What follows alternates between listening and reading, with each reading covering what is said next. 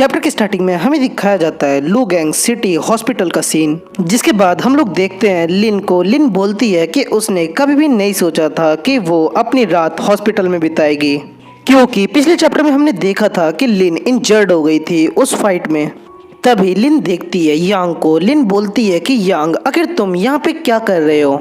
यांग बोलता है कि उसने सुना है कि जो भी शेल्टर में लोग इंजर्ड हुए थे उन लोगों को यहाँ पे भेज दिया गया था, इसीलिए वो यहाँ पे आया है। और लिन, मुझे बहुत खुशी है कि तुम ठीक हो।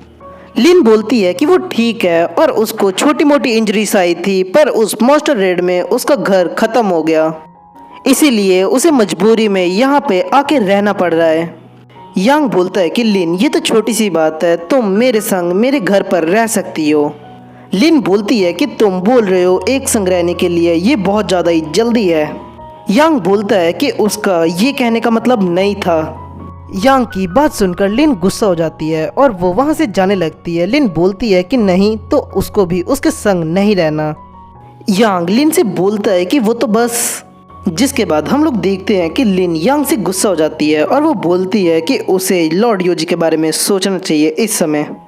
यांग बोलता है लिन से कि क्या तुमने योजी कहा। लिन बोलती है कि तुम्हें नहीं पता कि आज वो मरने ही वाली थी, पर लकीली मिस्टीरियस पर्सन लॉर्ड योजी ने आके उसे बचा लिया और वो कितना ज़्यादा हैंडसम है। इस बात से यांग की कुछ ज़्यादा ही जल जाती है। लिन बोलती है कि अगर उसे कभी चांस मिला तो वो उसके संग उसका इंटरव्यू लेना चाहेगी और वो सबको बताना चाहेगी कि वो कितना अच्छा पर्सन है और वो कितने अच्छे काम करता है। जिसके बाद यांग लिन को उठा लेता है। लिन बोलती है कि यांग, आखिर तुम क्या कर रहे हो। तभी यांग लिन को बेड पे फेंक देता है। लिन बोलती है कि रुको, आखिर तुम क्या करने का सोच रहे हो। लिन बोलती है कि यांग, हम लोग अच्छे से देख सकते हैं कि इस बात से यांग की कुछ ज़्यादा ही जल रखी है। लिन बोलती है कि वो लोग हॉस्पिटल में हैं और वो ऐसी चीज़ें यहाँ पे नहीं कर सकते। फिर हम लोग देखते हैं कि यांग और लिन एक ही ब्लैंकेट में सो जाते हैं। जिसके बाद लिन यांग को देखती है और यांग लिन को देखता है। यांग फिर लिन को होल्ड करता है। यांग लिन से बोलता है कि तुम अच्छे से सो और कल मैं तुम्हारी मदद कराऊंगा तुम्हारा सामान शिफ्ट करने में, और अब से तुम मेरे संग रहने वाली हो। लिन उसके लिए मान जाती है। लिन फिर अपने मन में बोलती है कि सिर्फ यही और कुछ नहीं। जिसके बाद हमें दिखाया जाता है एक एयरप्लेन का सीन, और उस एयरप्लेन में यांग भी ट्रैवल कर रहा होता है। यांग किसी से कॉल पर बात कर रहा होता है और वो बोलता है कि फ्राइंग पैन वो शायद किचन के कैबिनेट में है। हम लोग देखते हैं कि वो लिन से बात कर रहा होता है। लिन बोलती है कि उसने पूरा किचन छान मारा है, पर उसे एक भी दाने का टुकड़ा नहीं मिला है उसके किचन में। और यांग, आखिर तुम कितने ज़्यादा केयरलेस हो। यांग बोलता है कि ठीक है, वो केयरलेस है और वो उस कार्ड का इस्तेमाल करे जो उसने उसे कल दिया था, और उससे वो चाहे जो खरीद ले। लिन बोलती है कि वो उसके आने का इंतज़ार करेगी उसके बिजनेस ट्रिप से। लिन बोलती है कि जब तुम वापस आओगे तो मैं तुम्हारे लिए एक सरप्राइज तैयार रखूँगी। लिन उसे कॉल किस करती है तो यांग बोलता है कि वो इसका रिप्लाई बाद में देगा जब वो प्लेन से उतर जाएगा। जिसके बाद हम लोग देखते हैं कि यांग का प्लेन टेक ऑफ हो जाता है।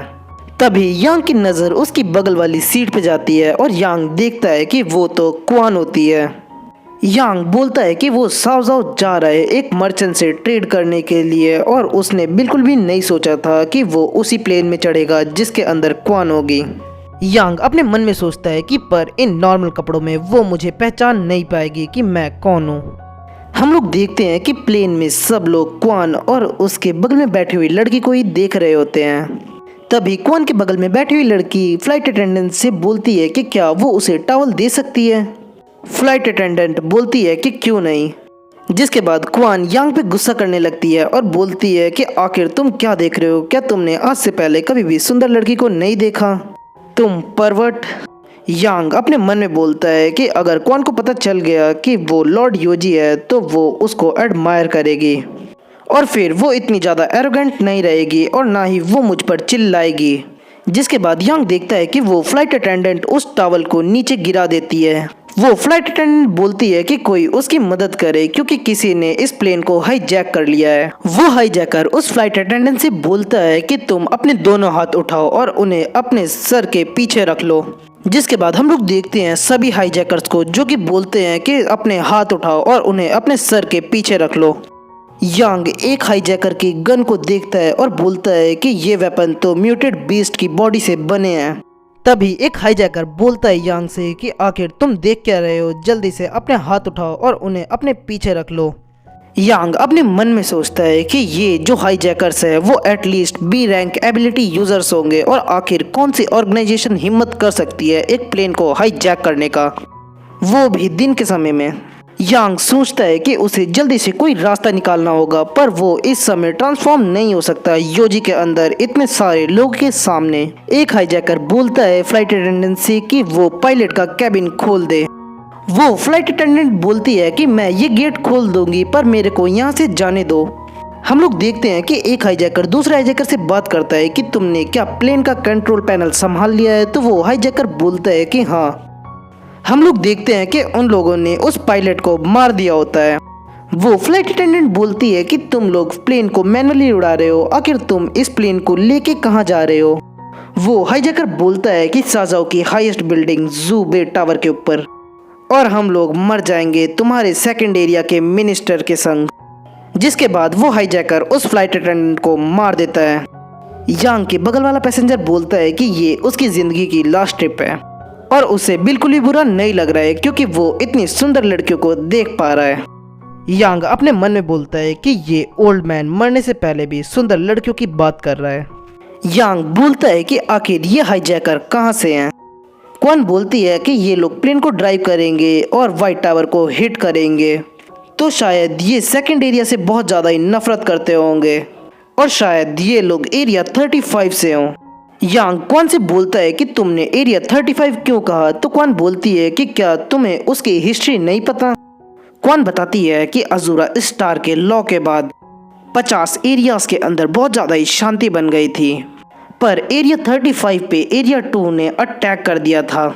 जब लड़ाई शांत हुई तो 50 एरियाज के मिनिस्टर्स की बैठक हुई और एरिया 35 के गवर्नमेंट काउंसिल्स चाहते थे कि एरिया सेकंड उनसे माफ़ी मांगे और जितना नुकसान उन लोगों को हुआ है वो उसके लिए कंपनसेट करे, पर सेकंड एरिया के मिनिस्टर ने इस चीज़ के लिए मना कर दिया। यांग बोलता है कि इनके एक्शंस देख के लगता है कि ये लोग उस चीज़ से बहुत ज़्यादा ही गुस्सा है, पर अब वो एरा चेंज हो चुका है और ऐसे प्लेन को हाईजैक करना कोई सोल्यूशन नहीं है। इस चीज़ से सिर्फ हम ही लोगों को दिक्कत होगी, हम जैसे आम सिटीजन्स को।